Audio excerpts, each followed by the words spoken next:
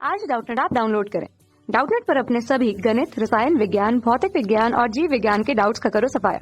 बस प्रश्न की फोटो खींचो, एक ही प्रश्न को क्रॉप करो और तुरंत वीडियो सोल्यूशन पाओ। अभी डाउनलोड करें। हेलो बच्चों, आज का हमारा सवाल है, नीचे दिए गए विकल्पों में से अविस्तारी गुणधर्म का चयन कीजिए। अविस्तारी गुणधर्म क्या होते हैं? जो वस्तु के आकार के बदलने के साथ बदलते नहीं है। ठीक है, जैसे मान लीजिए कोई वस्तु हमारे पास है और उसका आकार बदल गया, तो अगर कोई वहां पे उसका कोई अविस्तारी गुणधर्म होगा तो वस्तु के आकार के साथ वो गुण नहीं बदलता।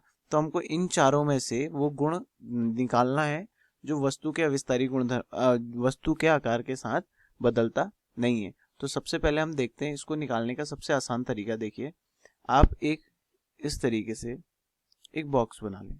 ठीक है, ये मान लीजिए कोई वस्तु है हमारे पास। ठीक हो गया, इसका मान लीजिए इसका हमारे पास द्रव्यमान है m है। ठीक है, अगर इसका द्रव्यमान m है तो इसका आयतन हम मान लेते हैं v। ठीक हो गया, तो यहां से हम भार निकाल सकते हैं। ठीक है, भार क्या हो जाएगा? इसका द्रव्यमान गुणा गुरुत्वीय त्वरण यानी g, यानी mg इसका भार हो जाएगा। ठीक है, और अपवर्तनांक कितना होगा? म्यू। अपवर्तनांक मतलब एक वस्तु कितना अपवर्तन दिखा सकती है। ठीक हो गया, ये अपवर्तनांक हो गया। ठीक हो गया, अब मान लीजिए हमने क्या किया, इस वस्तु को बीचों बीच काट दिया। किसी चीज से हमने क्या कर दिया, इसको तोड़ दिया या दो हिस्सों में इसको बांट दिया। दो हिस्सों में जैसे ही हमने इसको बांटा तो अब ये वस्तु किस तरीके की होगी? कुछ इस तरीके की हमारे पास होगी। ठीक है, ये लीजिए, ये इस तरीके से वस्तु आ गई। मान लीजिए इसमें पूरा पानी भरा था। ठीक है, इसके अंदर पूरा पानी भरा था हमने।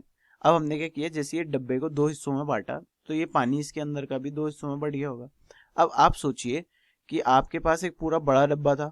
ठीक है, उसमें पानी भरा था, आपने उसको आधे आधे दो डिब्बों में बांट दिया, तो उस पानी का जो द्रव्यमान है वो कम हुआ होगा। बिल्कुल। ठीक है, यानी जो इसका द्रव्यमान होगा, अगर मैं इसको m1 बोलूं, इसको m2 बोलूं, ठीक है, तो दोनों का अगर मैं बराबर हिस्सों में बांटूं यानी m1 बराबर m2 बोलूं, ये मैंने अपने हिसाब से बांटा है। मतलब मैंने इस तरीके से बांटा है कि जितना द्रव्यमान पानी का इस वाले में है उतना ही द्रव्यमान पानी का इस वाले में भी होगा। ठीक है, इस तरीके से इसको बांटा है। ठीक है, जितना द्रव्यमान, मैंने कहा जितना द्रव्यमान इस वाले पानी के उस डब्बे में है उतना ही द्रव्यमान इस वाले पानी के डब्बे में भी होगा। इस तरीके से हमने इसको बांट रखा है। ठीक हो गया, अब देखिए इसमें तो पानी का m1 m2 बराबर हो जाएगा। ठीक है, तो ये जो m1 m2 है वो कम होगा पहले के द्रव्यमान यानी m से। ये तो सही बात है, यानी जो द्रव्यमान है वो इसके आकार बदलने के साथ, देखिए डब्बा जो हमारे पास पहले वाला डब्बा था, तो हमने क्या किया, उस वस्तु को दो हिस्सों में बांटा यानी उसका आकार बदला, तो इसका द्रव्यमान क्या हुआ? बदल गया, यानी पहले से कम हो गया। तो आयतन जो द्रव्यमान इसका उत्तर है वो नहीं हो सकता। ठीक हो गया, आयतन देखिए, आयतन भी आप साफ साफ देख सकते हैं। ठीक है, ये मान लीजिए ये लंबाई आपकी L है।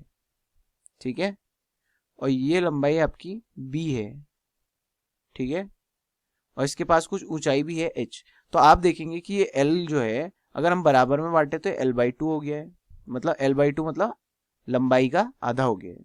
ठीक है, मैंने इस तरीके से बांट रखा है इसको L/2, और बाकी की जो चीजें हैं ये B रहेगा आपका, और जो ऊंचाई इसकी है वो h ही रहेगी। तो आप देखोगे क्या कि इसका जो आयतन है वो भी क्या हो जाएगा? आधा हो जाएगा। पहले के मुकाबले क्या हो जाएगा? आधा हो जाएगा, क्योंकि अब पहले जो आपका आयतन था यानी v जो आपका था उसका मान अगर आप निकालने जाए तो वो आएगा LBH। अगर मैं इसकी ऊंचाई h मानूं, अब ये 2D में मैंने बनाया तो हमको h नहीं दिख रहा है।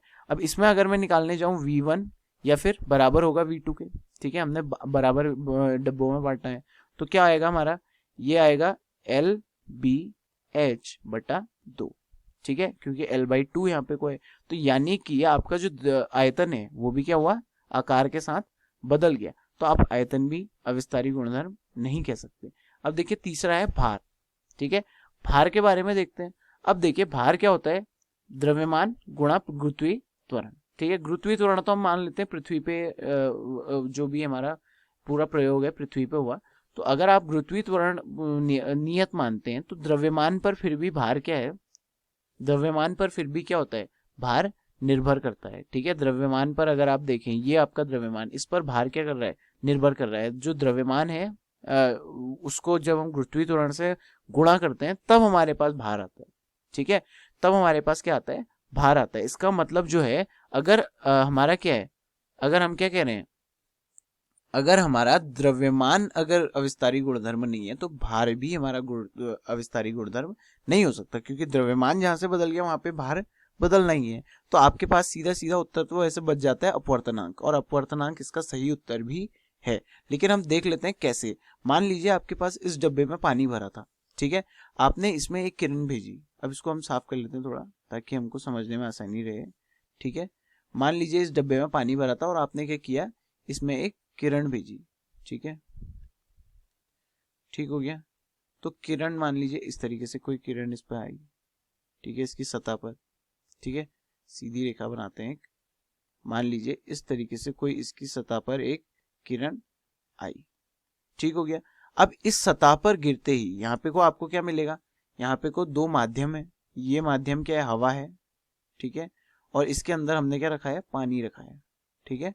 तो माध्यम में परिवर्तन हुआ तो हम क्या देखेंगे, यहाँ पे को थोड़ा अपवर्तन होना जरूरी है, ठीक है। माध्यम परिवर्तन तो यहाँ पे को क्या हो जाएगा, अपवर्तन। तो यहाँ पे जो ये वाला कोण है थीटा आई जो मान लेते हैं इसको कोण, ये क्या हो जाएगा, कम हो जाएगा इस तरीके से, और ये अपवर्तन दिखा देगा, ठीक है। और ये हमारा क्या होता है, अपवर्तन वाला कोण, ठीक हो गया। तो यहाँ पे हमने इतना अपवर्तन मान लीजिए देख रखा है, ठीक है, आई और आर का। तो इसके अंदर भी अगर पानी है तो पानी का अपवर्तन चेंज नहीं होगा, बदलेगा नहीं, ठीक हो गया। इसमें अगर आप कोई किरण को भेजोगे वो भी अपना उतना ही बदलाव दिखाएगी, ठीक है, वो भी क्या उतनी ही बदलेगी अपने पथ से, ठीक है। इतना पथ से मान लीजिए इतना कोण अगर ये बदली है, यहाँ थीटा कोण बदली है, तो यहाँ भी ये कितना कोण बदली होगी अपने पथ से, थीटा ही कोण बदली होगी, ठीक है। और यही चीज अगर आप यहाँ करने जाओ, ठीक है, यही चीज अगर आप यहाँ करने जाओ इस वाले डब्बे में, तो आपको यही चीज यहाँ भी दिख जाएगी, ठीक है। यानी कोण परिवर्तन, पथ परिवर्तन जो है वो क्या होने वाला है, थीटा ही होगा तीनों में, ठीक है। यहाँ पे देखिए इस तरीके से, तो ये जो पथ में परिवर्तन आया यहाँ पे भी क्या होगा, थीटा। तो अपवर्तनांक जो है वो नहीं बदलेगा, यानी अपवर्तनांक आपका क्या हुआ, अविस्तारी गुणधर्म हुआ, क्योंकि ये वस्तु के आकार के साथ नहीं बदल रहा है, ठीक है। ये आपका सही उत्तर हो जाएगा, क्या, अपवर्तनांक, ठीक है। धन्यवाद। कक्षा 6 से 12वीं से लेकर नीट, IIT, JEE वो एडवांस के लेवल तक 1 करोड़ से ज्यादा छात्रों का भरोसा। आज ही डाउनलोड करें डाउटनेट ऐप या व्हाट्सएप करें अपने सारे डाउट्स 8400 400 400 पर।